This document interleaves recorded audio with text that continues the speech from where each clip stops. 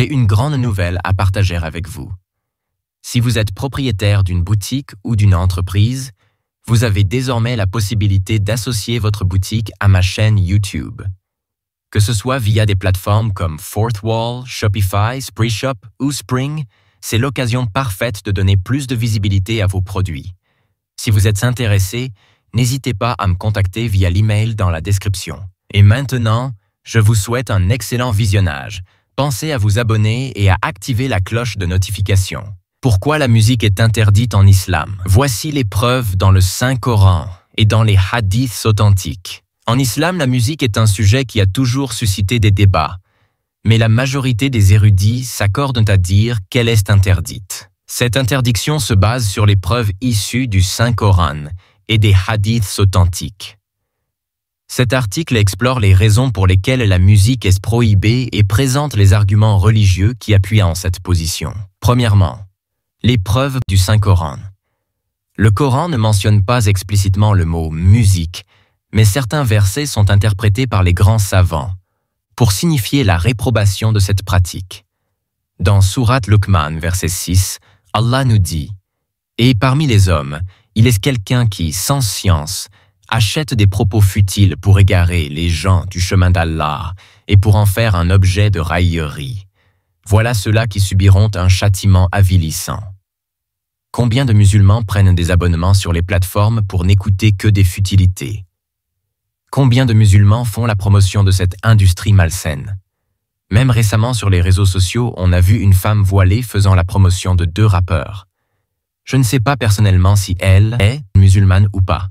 Ibn Kathir, un célèbre exégète du Saint-Coran, commente ce verset en expliquant que les propos futiles, entre parenthèses, désignent les chants, la musique et tout ce qui détourne l'homme de la voie d'Allah. Deuxièmement, les preuves dans les hadiths authentiques. Les hadiths constituent une source essentielle de la jurisprudence islamique et contiennent plusieurs récits du prophète Mohammed, paix et bénédiction d'Allah sur lui concernant la musique.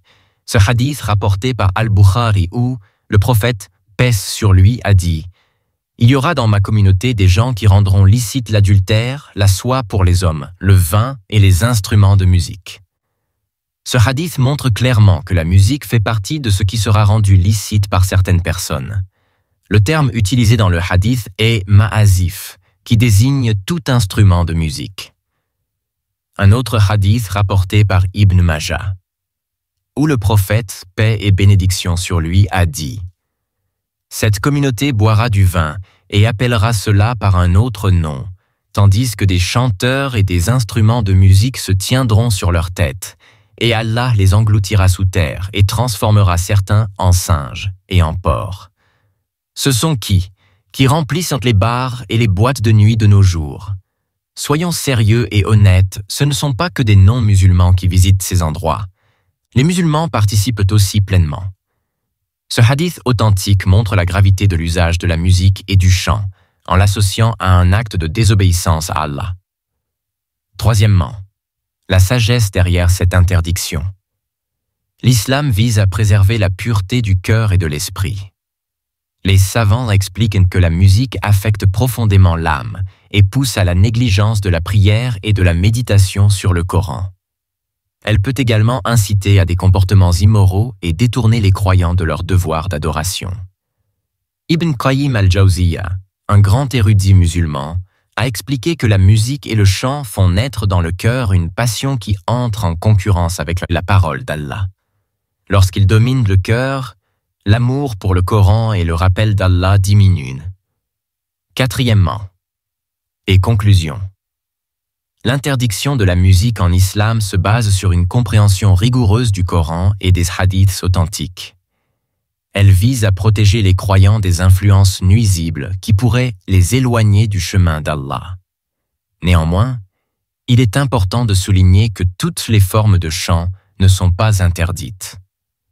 Les chants louant Allah, anashid, sans accompagnement musical, à condition qu'ils ne contiennent pas de paroles indécentes, sont autorisés. Voici quelques conseils pratiques pour aider ceux qui souhaitent arrêter d'écouter de la musique en suivant les enseignements de l'islam. Premièrement, renforcer l'intention et demander l'aide d'Allah.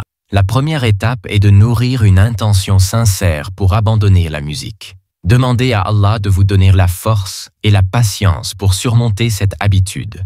Deuxièmement, remplacez la musique par des alternatives bénéfiques. Écoutez le Coran, des anashids, chants islamiques sans musique ou des rappels religieux. Cela permet de remplir le cœur de sagesse et de paix, renforçant ainsi la foi. Troisièmement, évitez les situations tentantes. Identifiez les moments et les lieux où vous avez l'habitude d'écouter de la musique, comme les trajets ou les moments de détente, et remplacez-les par des lectures ou des podcasts islamiques.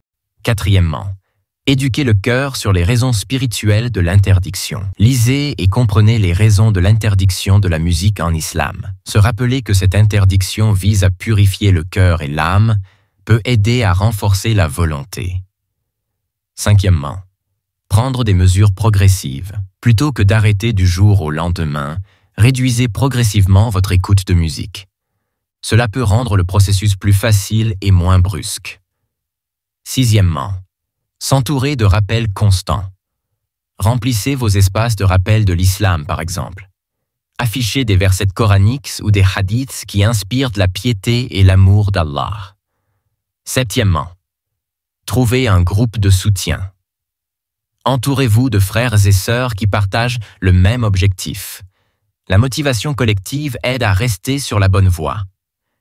Avec de la persévérance et l'aide d'Allah, chaque petit effort fait pour délaisser la musique sera récompensé et deviendra une étape de purification spirituelle. Qu'Allah nous guide sur le droit chemin et nous aide à rester fermes dans sa religion.